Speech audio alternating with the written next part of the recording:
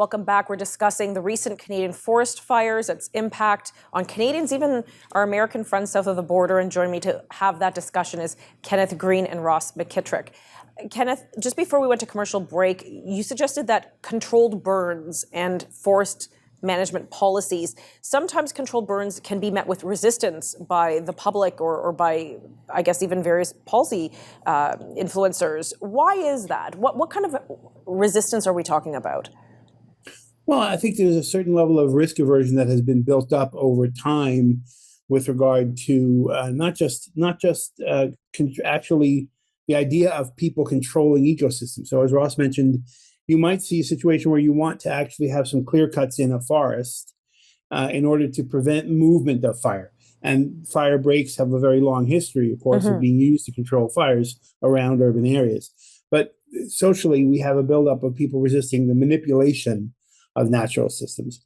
I think in addition to that, you have local policymakers who do always have to weigh the question of, okay, my local fire people want to have controlled burns. What's the risk it gets out of control on my watch, burn some of my town? Better, maybe I'll be out of office in another year. We can let the fuel build up for that time. And I think, as I said, the article I mentioned pointed out that there's a lot of negotiations that have to go on now in fire management that didn't have to go on in the past. You have negotiations with First Nations. You have negotiations with more towns that have spread out in more places. Human development has expanded as well over the last 30, 40 years. So it's become more complicated to do those kind of fire management things that we took for granted in our youth. Nobody would question the local fire department saying, yeah, we're building a fire break, or we're going up and setting backfires, right? There were movies about backfires when we were younger.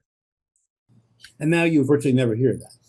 Well, so what comes to mind is, you always hear politicians, you say they're hesitant to start a controlled burn in case it gets out of control, then they would be out of the office. But it seems at all levels of government, we hear more incentives or more programs to plant more trees, increase our canopy. And Canada has been blessed with such a wonderful, like you say, boreal forest, beautiful canopy, washing the world's carbon, or, working it all out. Do we have a concern that since we're not perhaps engaging in proper forest management, that perhaps we should be holding off on planting more trees until we can get our own canopy under control? Is that a concern? Either of you want to jump in there?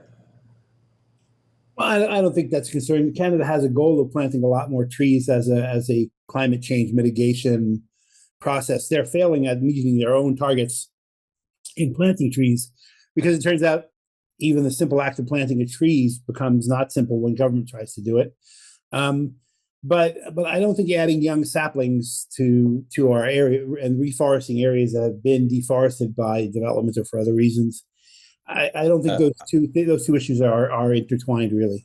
Okay. Yeah, okay, and gotcha. I would add to what Ken said that the number of trees that the government plants as part of these climate programs is nothing compared to the number of trees that the forest itself plants every year, and also the logging industry, especially out west, plants a massive number of saplings each year, but that's not part of the forest fire risk. Okay, gotcha. Let's switch gears for a second. We touched upon the climate change initiative. Prime Minister Trudeau tweeted, "We're seeing more and more of these fires because of climate change." Is climate change to blame here? Ross, why don't you take a stab at that first?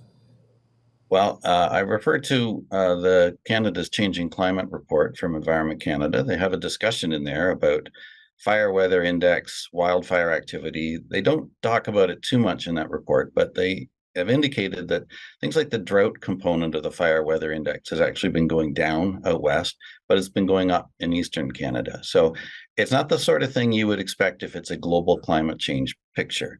Another important aspect there is globally the area burned globally is measured by satellites, and that's also been trending down over the past 15 years, not up. And again, if you're going to say, well, climate change means more and more forest fires, well, we don't see that in the data. And the experts who try to understand the connection between climate change and forest fires, and I've referred to them in my writings, have said, in some regions it might mean less likelihood of forest fires because, remember, it can increase the amount of precipitation, for instance. But overall, I think the message there is global climate is such a complex situation, but we do have pretty obvious hands-on measures of fire risk locally that we should be focused on. And even if we did see a connection with climate change, it's not obvious how that would affect our forest management decisions anyway. Right. And I mean, when we'll talk about this more after we come back from the break, it seems that every time there's some kind of climate something, the climate change is immediate to blame. And I want to know, is this actually the case? We're going to pick this up in just a few moments.